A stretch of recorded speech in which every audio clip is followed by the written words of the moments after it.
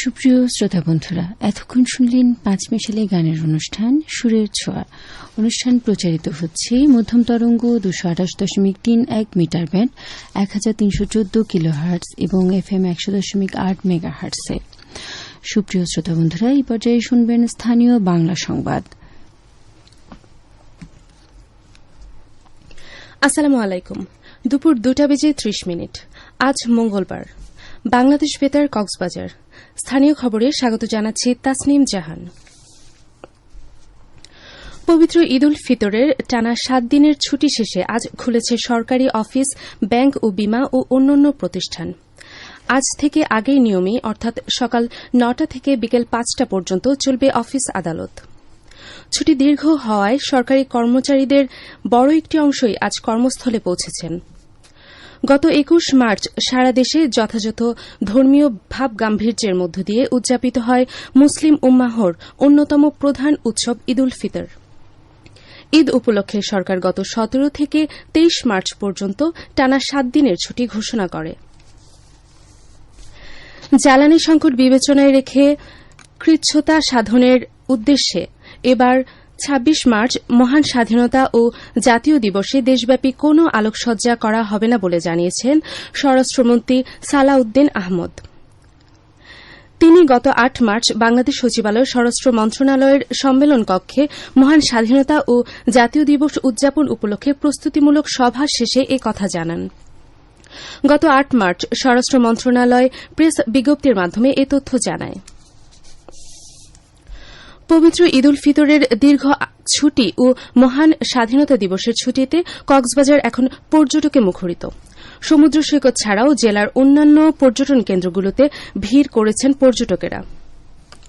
পর্যটকদের এই আনন্দ ভ্রমণ নিরাপদ ও স্বাচ্ছন্দ্যময় করতে মাঠে রয়েছে আইনশৃঙ্খলা রক্ষাকারী বাহিনী। এ নিয়ে শুনুন একটি প্রতিবেদন। পবিত্র ঈদ উল ফিতরের ছুটিতে কক্সবাজারের বিনোদন কেন্দ্রগুলো হয়ে উঠেছে পর্যটকে ভরপুর। গতকাল ছুটির শেষ দিন হওয়ায় উপচে পড়া ভিড় লক্ষ্য করা গিয়েছে সমুদ্র সৈকতে। এছাড়াও কক্সবাজার সদরের অন্যান্য বিনোদন কেন্দ্রগুলোতে ছিল একই চিত্র। সদরের লিংক রোডের বিনোদন park, Cox's Bazar international amusement park, বৌদ্ধ মন্দির, রেডিয়েন্ট ফিশ ওয়ার্ল্ড, খুরুশকুল নতুন ব্রিজ সহ সব বিনোদন কেন্দ্র ছিল পর্যটকে মুখর। দর্শনার্থীরা নির্বিঘ্নে আনন্দ উপভোগ করতে পেরে ছিল উচ্ছ্বসিত। আমি ঢাকা থেকে আসছি কক্সবাজারে ঈদের ছুটিতে আনন্দ করতে। একটু পর গোসল করব, আর অনেক মজা হচ্ছে। বন্ধু বান্ধব নিয়ে আসছি কক্সবাজার ঈদের ছুটিতে। এখানে পরিবেশটা খুবই সুন্দর, অনেক মানুষ আসছে ঈদের ছুটিতে ছুটি কাটাইতে। মানে বিশ্বের সবচেয়ে বড় সমুদ্র সৈকত হচ্ছে এটা, এই জন্য আমাদের সবসময় এখানে আসতে ভালো লাগে। আরো অনেক জায়গায় গেছি কিন্তু এর চাইতে ভালো কোনো জায়গায় লাগে নাই বাংলাদেশের মধ্যে। এদিকে কক্সবাজারে বেড়াতে আসা পর্যটকদের সার্বিক নিরাপত্তা নিশ্চিত করতে জেলা পুলিশের পক্ষ থেকে অতিরিক্ত পুলিশ মোতায়েন, মোটরসাইকেল ও নিয়মিত পেট্রোলিং আরও জোরদার করা হয়েছে বলে জানিয়েছেন অতিরিক্ত পুলিশ সুপার দেবদূত মজুমদার। কক্সবাজার টুরিস্ট পুলিশ কর্তৃপক্ষ আমাদের মাননীয় পুলিশ সুপার মহোদয়ের নেতৃত্বে 3 স্তর বিশিষ্ট নিরাপত্তার ব্যবস্থা করেছেন। এখানে আমাদের কলাতলি বিচ, সুগন্ধা বিচ এবং লাগনি বিচে 3টা টিম আছে। যারা কক্সবাজারে পানিতে নামছে, যারা পর্যটকরা আছেন তাদের নিরাপত্তার জন্য 24 ঘন্টা 2 শিফটে কাজ করে যাচ্ছে। এছাড়া সাদা পোশাকে আমাদের টুরিস্ট পুলিশের লোকজনে কাজ করছে, যেন আমাদের কোনো টুরিস্ট ভদ্র মহিলাকে বা বোনকে যেন কোনো ধরনের হয়রানি করতে না পারে সেই ব্যাপারে গোয়েন্দাভাবে সাদা পোশাকে ডিউটি করে যাচ্ছে। এছাড়া আমাদের মোটরসাইকেল একটা টিম আছে এবং পিকআপ ভ্যান একটা টিম আছে, যারা টহল ডিউটি করছে নিয়মিত আমাদের এই কলাতলি বীজ থেকে নিয়ে লাবণী বীজ পর্যন্ত। ঈদের আনন্দ উপভোগ করতে আগত ভ্রমণ পিয়াসুদের কোলাহলে মুখরিত এখন বিশ্বের দীর্ঘতম সমুদ্র সৈকত কক্সবাজার। নিউজ ডেস্ক, বাংলাদেশ বেতার, কক্সবাজার। রামুতে ঐতিহাসিক রামকুট তীর্থধামে শুরু হয়েছে 6 দিনব্যাপী শীর্ষ দর্শন ও মহারাম নবমী মেলা। তীর্থধাম প্রাঙ্গণে শ্রী শ্রী রামচন্দ্রের জন্মোৎসব উপলক্ষে এ মেলার আয়োজন করা হয়। গতকাল রাতে উদ্বোধনী অনুষ্ঠানে প্রধান অতিথি ছিলেন কক্সবাজার 3 আসনের সংসদ সদস্য লুৎফুর রহমান কাজল।